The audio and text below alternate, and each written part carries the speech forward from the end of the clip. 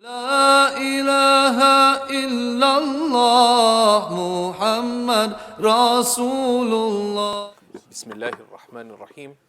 الحمد لله رب العالمين وصلى الله وسلم وبارك على سيدنا ونبينا محمد وعلى آله وصحبه وسلم تسليما كثيرا.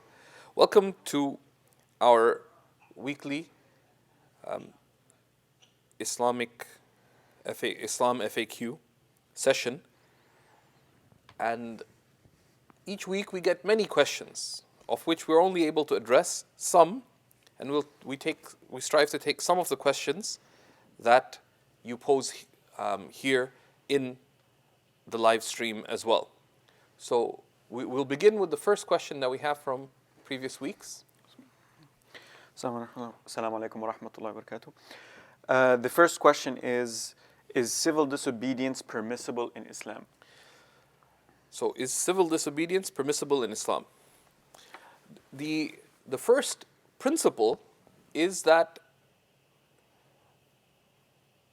Allah subhanahu wa ta'ala has called us to two overarching qualities, right, which is justice and excellence. Justice and إِنَّ اللَّهَ يَأْمُرُ بِالْعَدْلِ وَالْإِحْسَانِ. Allah commands to justice and doing good. Excellence being going beyond the merely good. Right? That's the basis of what Allah seeks from His creation. And the basis of laws is that laws are there to preserve justice and good, and to prevent injustice and harm. That's the basis of laws. But human legislation is a human attempt at preservation of justice and preservation of good, and the prevention of their opposites. So given that that's the assumption regarding laws, the basis of laws is that they are to be obeyed. And the basis of laws is that they are to be obeyed. But the obedience to human legislation is because it's a means of fulfilling the higher principle, which is that as believers, as human beings, we are called to uphold justice and uphold good, and to prevent injustice and to prevent harm. Right? So, given the assumption regarding laws is this is what the laws are trying to do. Right? Any human legal system, this is at least the starting assumption regarding it. So given that, a believer, the general moral principle with respect to obeying laws is that a believer is morally obligated to obey the law. But this is a general duty, not an absolute duty. It's a general duty, not an absolute duty, meaning that there may be exceptions. The exceptions to obeying the law is when the law is manifestly contrary to justice and good, but by objective standards, not by personal preference. Meaning that the basis of determining what is justice, what is in the public interest, is assigned to those who are responsible for ensuring the public good, right? Those who are in authority, whether the judiciary or those in political authority. The basis is that it is their responsibility to uphold justice and good, right? The legal and political authority in a land, right? So you can't just say, I don't think this law is just, and then disobey it on the basis of your subjective principles or subjective principles. Because if you do so, there would be chaos. Even if it's to your disadvantage, in that it is not an act of civil disobedience to run the traffic light, right?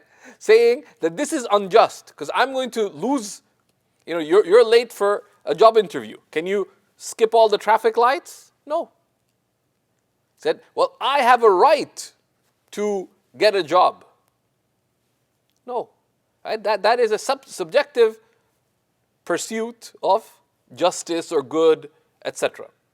Rather, what is considered is when that if one stepped away from the situation, right, any fair-minded person, right, where there's a degree of objectivity would say that this is an unjust law. This is a law that is contrary to the public good. Right? An example would be where it goes against the enshrined principles of a country. Right? A country says we believe in justice and freedom and the pursuit of this and equality, etc. And this is evidently contrary to that. But in that, one would need to consult about two matters before civil disobedience would be sound. Firstly, one has to ensure that this is in fact an unjust law, that this is in fact harmful, right? And secondly, what would be the right way of opposing that law, right? Because civil disobedience would be an exception to, right, the norm. And the principle with exceptions is that exceptions are kept exceptional, right? Because otherwise you have chaos. But there may be, upon due consultation, that this will be the most effective manner of opposing a particular legislation that is unjust or harmful, right? Then this is the first consideration, right? That is it in fact unjust or harmful? Number two, is this the right way to pursue redress? The third consideration that is very important is that one must consider likely consequences, right? That one must consider likely consequences. That the likely consequences would be reasonably expected to be of greater benefit than harm. Right? So that if, for example, if one is in a country where there's a particularly oppressive government, such that if one rises up in civil disobedience against them, then reasonably, right, you would expect that they would crack down even more brutally.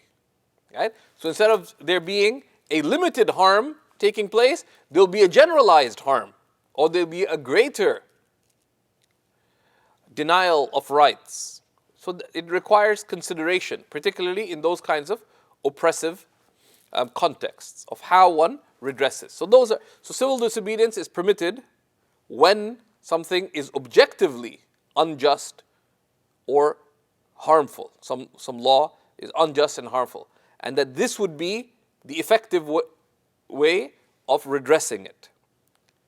And one has considered, through due consideration, that the way this civil disobedience takes place will not result in greater harm than good. So it requires due consideration and consultation. And for a Muslim, it is very important in such matters for activists, whether they be social activists or political activists, to be in active consultation with people of knowledge, right? So they seek they consult one with other people of, political or social activist experience, but that what is likely to be effective, but also to be guided by the principles of our religious and legal tradition in terms of what is permitted and what is not permitted, right? So that, our protest is ethically and morally properly rooted, and that our intentions in that pursuit are sound.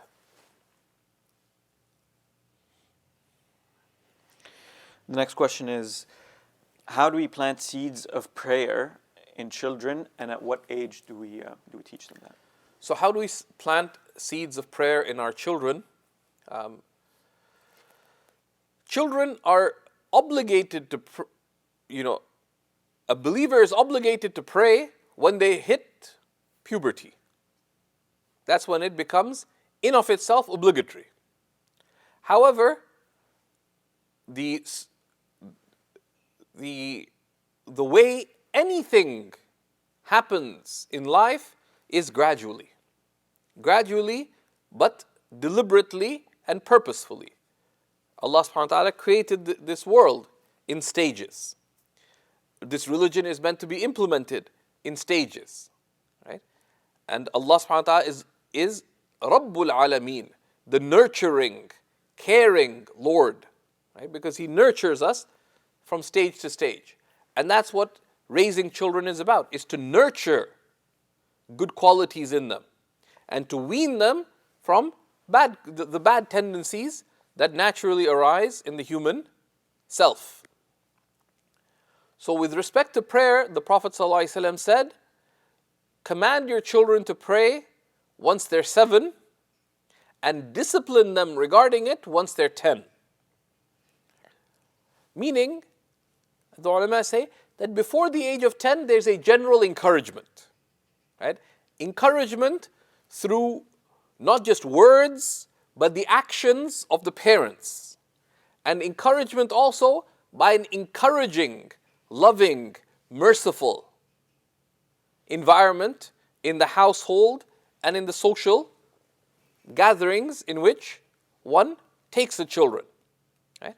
So that prayer is made normalized, made positive, made memorable, made beautiful to the child. Right? Through the general encouragement, firstly of the conduct of the parents themselves. And the child sees the parent praying, taking the prayer seriously, and for good memories to be associated with that prayer.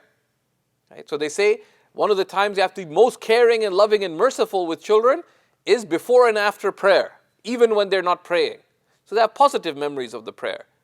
Right? If every time the prayer is associated with, be quiet, and why did you do this and that? Indirectly, the child's going to have negative associations with the prayer. So with the conduct of the parents, number one. Secondly, with the general encouragement by the words of the parents, such that, especially when you see them, a willingness in the child, you positively encourage the child in a general sense to pray with you. Right? And also from the encouragement of words is to share the stories of the prophets and the righteous and so on that serve as positive reinforcement through stories and examples in a good way of prayer, for them to gradually appreciate the underlying qualities that make us pray, such as pointing them towards gratitude to Allah subhanahu wa ta'ala for His blessings, such as nurturing within them the sense of loving Allah, nurturing within them the sense of the greatness and majesty and beauty and perfection of Allah, the one who is worshipped. So they have a sense of God's worthiness to be worshipped. Right? So we nurture these qualities. Because as Imam al-Busiri says about the childhood of the Prophet ﷺ, right? ألف الخلوة والنسك والعبادة طفلا وهكذا النجباء وإذا حلت الهداية قلبا نشطت من بعده الأعضاء. That he was accustomed, the Prophet ﷺ, to solitude and devotion and prayer even as a child, and such is the way of the noble. For if guidance becomes deeply rooted in a heart, then the limbs will follow thereafter in obedience. Right? So before the age of 7 particularly, what you're trying to do is to root guidance in the child's heart through the parent's example, through creating a merciful and loving environment, through nurturing within the child a sense of who is Allah. And in that, the ulama say there's 3 qualities particularly one nurtures in the child. The first is a sense of marvel at Allah subhanahu wa ta'ala. That sense of Allahu Akbar. Right? Of marvel and amazement at the greatness of Allah, the creator of all things, the sustainer of all things. That's the first quality, to marvel at the divine. The second quality is to nurture within the child deep gratitude for their Lord, which is nurtured through everything to connect it to gratitude to Allah subhanahu wa ta'ala. The food, the treats, etc., to connect it to that sense of gratitude. Okay, so you nurture within the child, the first is this sense of the magnificence of Allah, right? The greatness of Allah. Second, gratitude, shukr. Right? This is nurtured, right? To see things as blessings from Allah subhanahu wa ta'ala. But it is nurtured slowly, gradually. Right? You can't grab someone and say, be grateful, right? Because that's the last way. It needs to be slowly nurtured. You have to pick the right times and pick the right means. The third quality that needs to be nurtured is love of Allah subhanahu wa ta'ala. Right? Is love of Allah subhanahu wa ta'ala. Right? Because love is the axis around which all good revolves, as Ibn Mashish said. Inna mahabbat Allah qutbun taduru hawlaha al-khayrat. Right? So this is the nurturing.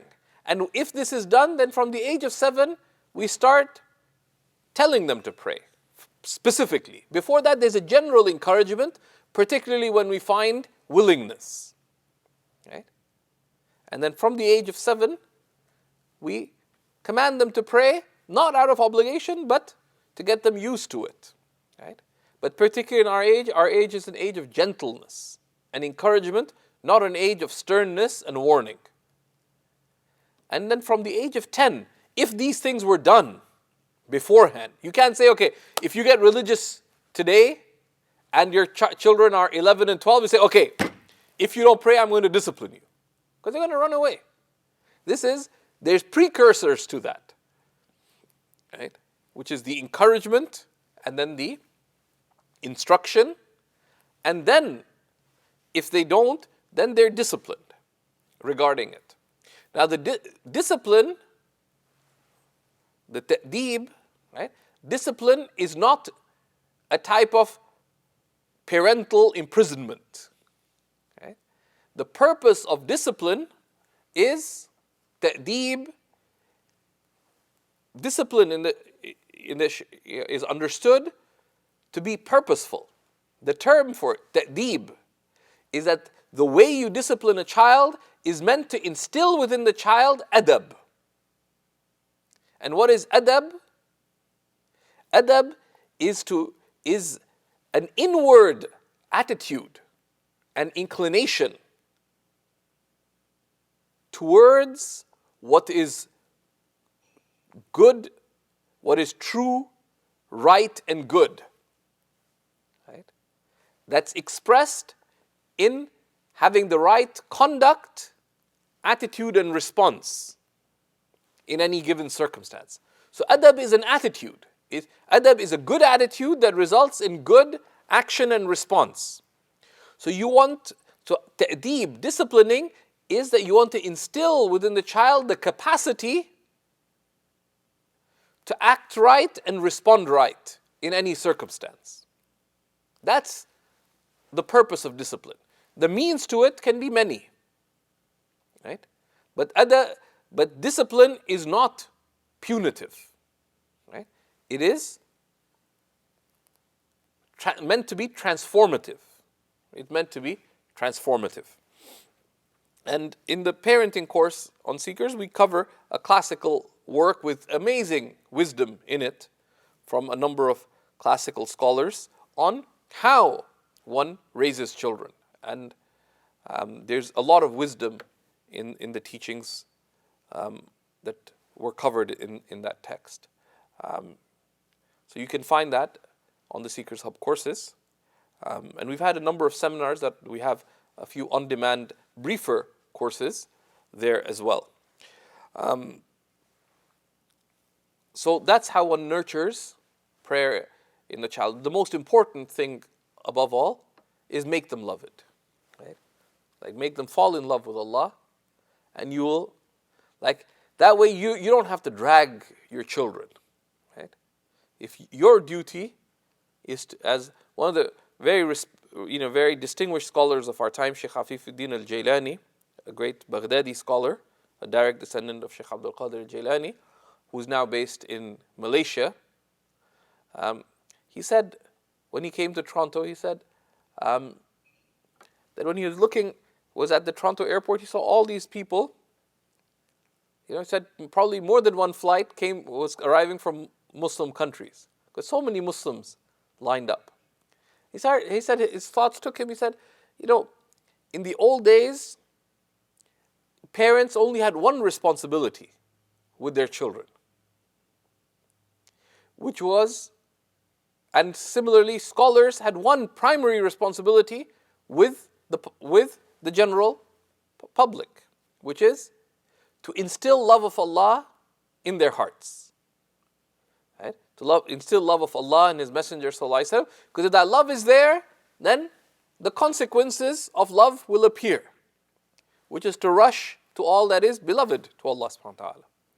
Said the problem in our times is that because of the confusion, we have to not only instill love, but we also have to make it clear what is love and how to love. Right? Because of the confusion that is present. Wallahu subhanahu wa ta'ala alam. The next question is, why can't Muslims eat pork? Why can't Muslims eat pork?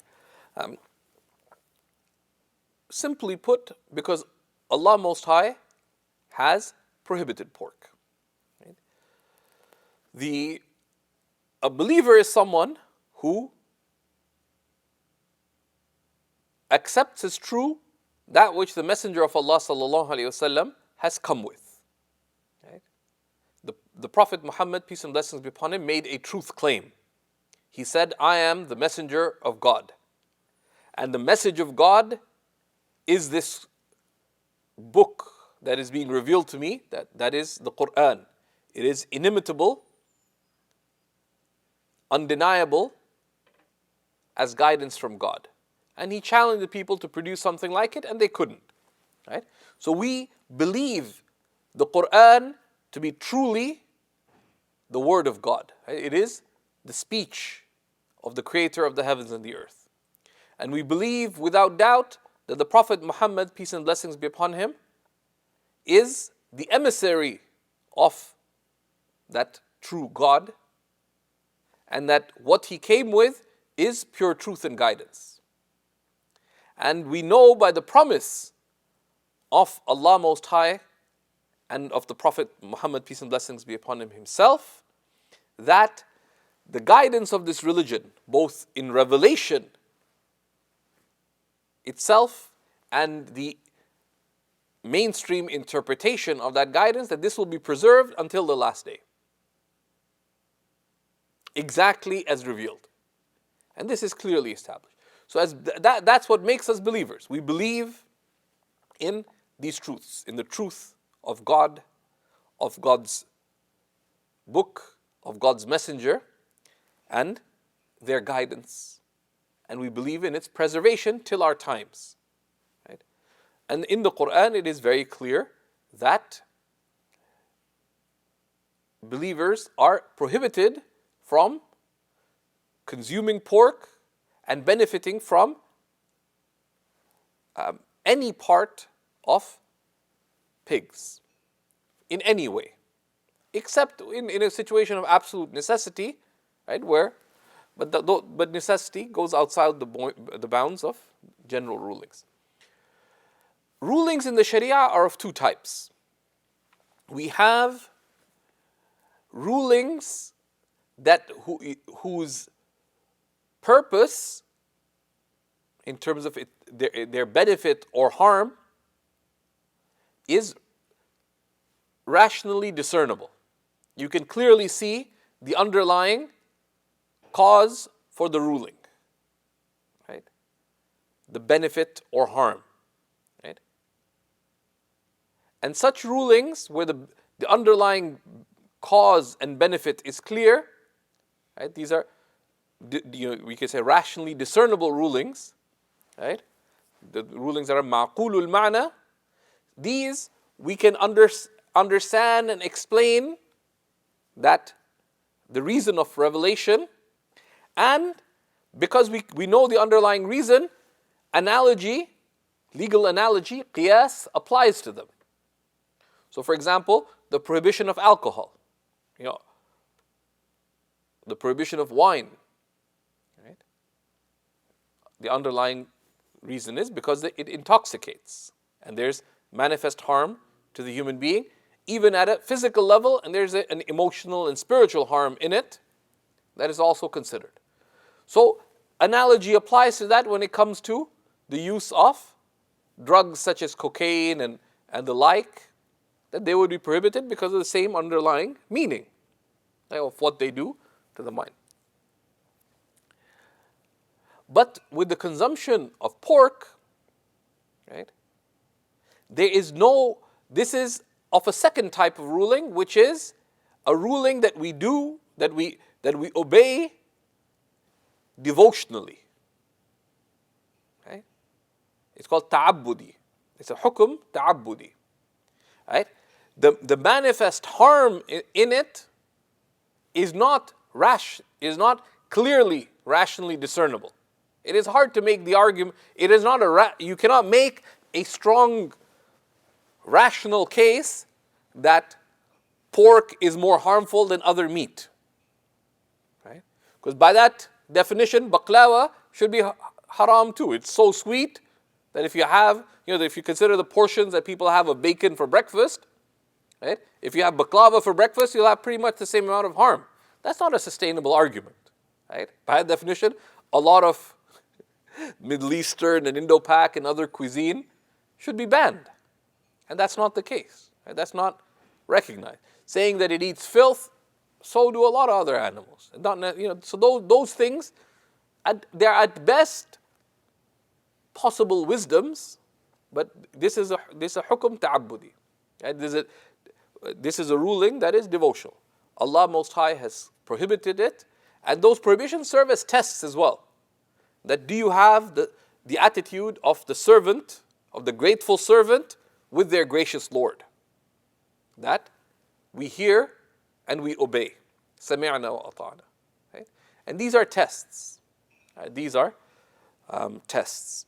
So and the overwhelming majority of the scholars would say that the prohibition of pork falls under the second kind. It's a devotional ruling. It's not because of a discernible basis. Although wisdoms would be manifest in it. Right? Wisdoms would be manifest in it, but we don't do it because of those wisdoms in the second type of ruling, which is a devotional ruling, that this is what God has said, so we stop there. Right? And even some of the formal ruling, where there is a discernible reason for a ruling, but we don't get the reason. We are still bound by the command because God has prohibited it. Such as the prohibition of riba. It is clearly prohibited.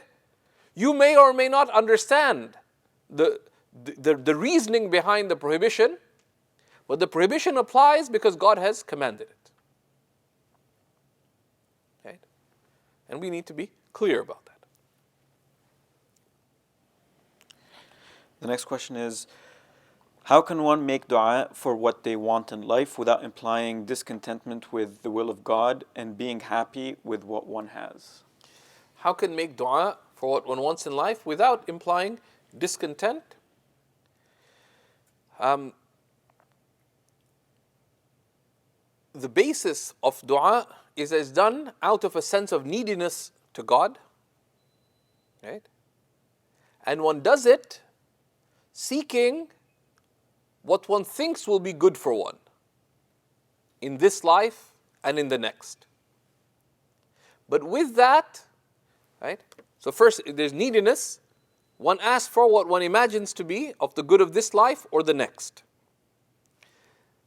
But thirdly, the third core adab of dua is to consign the matter to Allah. Tafweed.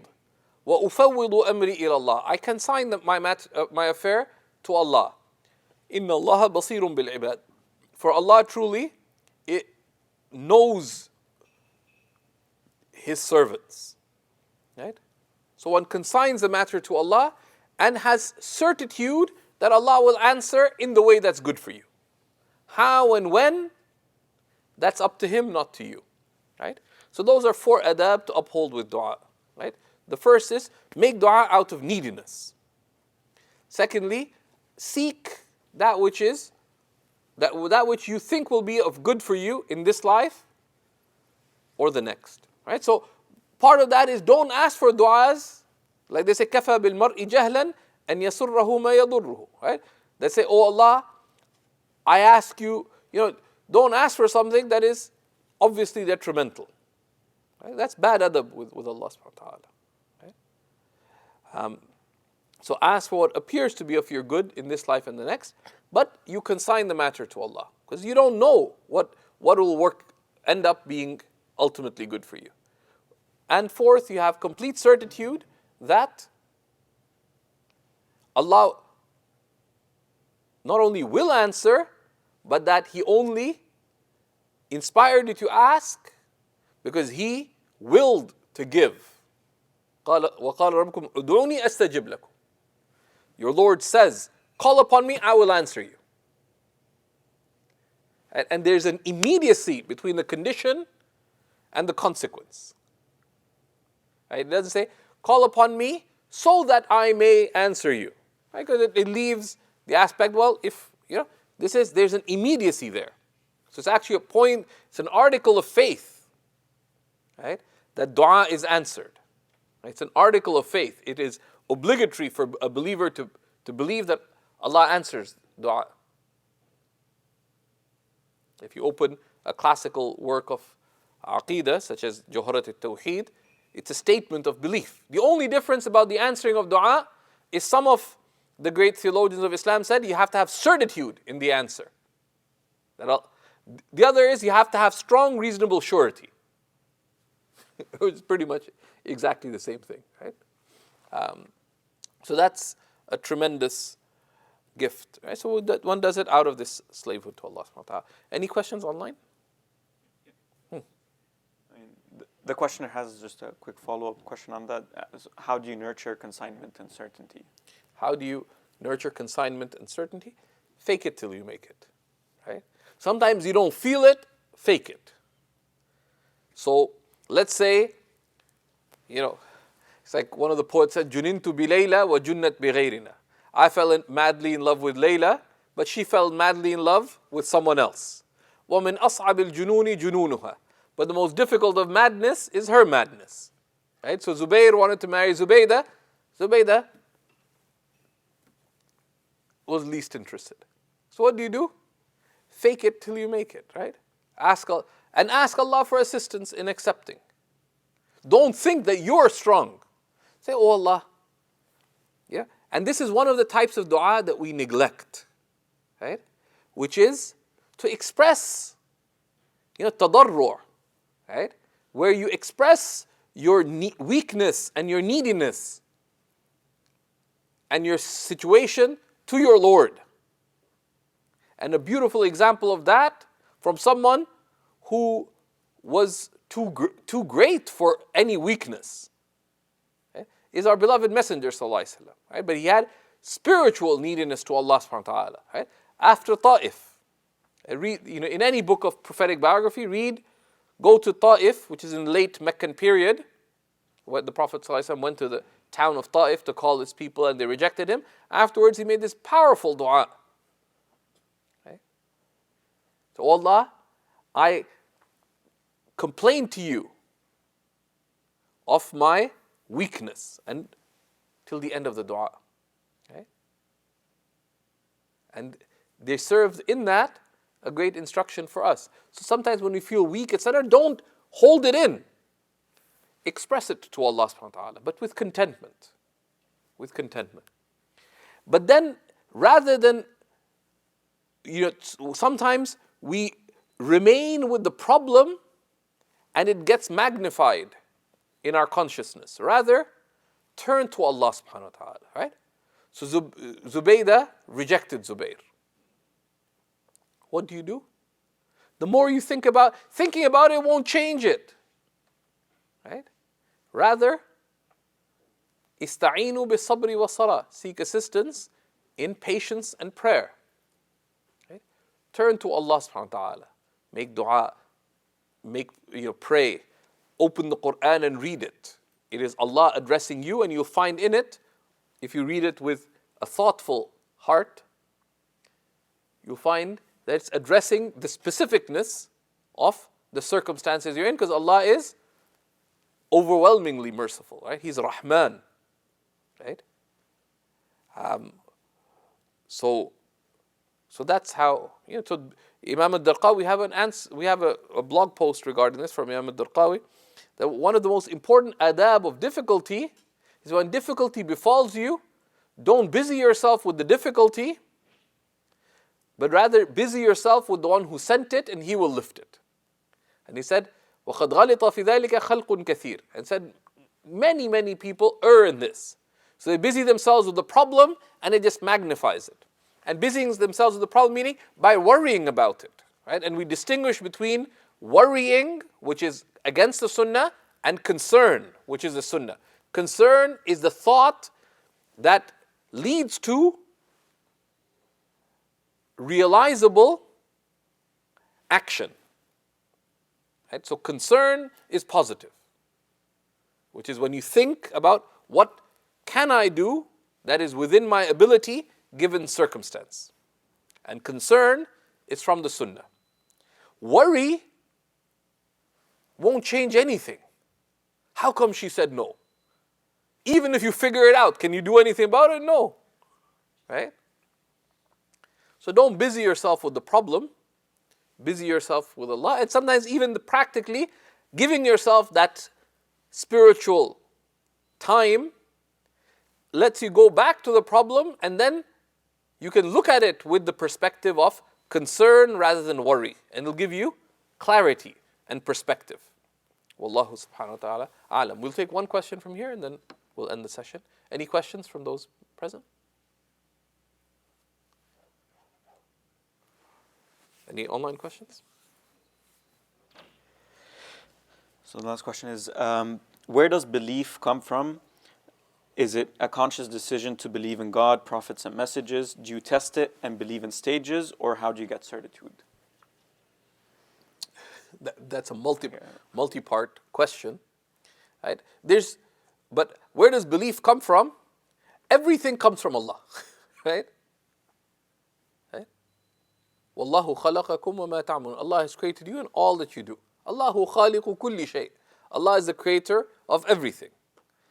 But at the same time, we are, though dependent beings, we are dependent, needy, but responsible beings. Allah Most High has created within us that subtlety of choice. Right? So faith falls within that which is within the human capacity to choose. Right? So faith, everything is from Allah. Right? But at the same time, faith is to believe or not to believe is a choice that the human being makes. Right? It's a choice that the human being makes. And faith itself, the theologians mention, is a ma'na basit, walaysa murakkaban. Faith is one action. It's not. Faith is a singular reality. It is not made up of parts. Okay? Faith, there's a realization that this is true, which is called ma'rifah, and you realize that this is true, that God exists, the Prophet is true, what he has come with is from God. That's called ma'rifah, to know the truth. Faith is the step after knowing the truth, which is, they say, hadithun nafs at-tabi' lil-ma'rifah. It is when you say to yourself, after knowing the truth, I accept it. Oh, of course, you don't have to say within yourself, I accept it, but when you do, that is faith. Because someone may know it's true, but they may not accept it. I was in a state of soccer kufr for a while. Being a lifelong Real Madrid fan, I knew for many years that Barcelona had the better team. but I'm not going to accept it. I had ma'rifah of that. I knew it's true, but I wouldn't accept it. So faith is that, iman is that tasdeeq. It is that acceptance.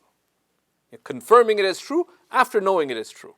So it is a singular act. Right? You either believe or you don't believe. Then, of course, the strength of belief is a separate reality. Right? And the more you nurture the meanings of faith, the more your faith increases, right? In the degrees of certitude. Right? Because we are not called to have mere faith, but to have real faith, and then have realized faith. Right? And the scholars talk about the many degrees of faith. And we try to cover those we have a number of on-demand courses on Seekers that cover why we believe and that are related to faith itself. And then we have a number of courses on Islamic beliefs, and also on this subtlety within us that makes us human, which is the heart. And there's a wonderful course with Shaykh Yahya called, where he very capably explains Imam al-Ghazali's work on the marvels of the heart, right? Because as Imam al-Shafi'i said, "Anta birruhi la bil jismi insanu." You are by your soul, not by your mere body, human. So we ask Allah subhanahu wa ta'ala that He grant us true life, the life described in the Quran as being hayatan tayyibah, the good life, which is when we begin to live in consciousness of Allah subhanahu wa ta'ala, in the light of His beloved Messenger sallallahu alayhi wa sallam. Walhamdulillahi rabbil alameen. لا إله إلا الله محمد رسول الله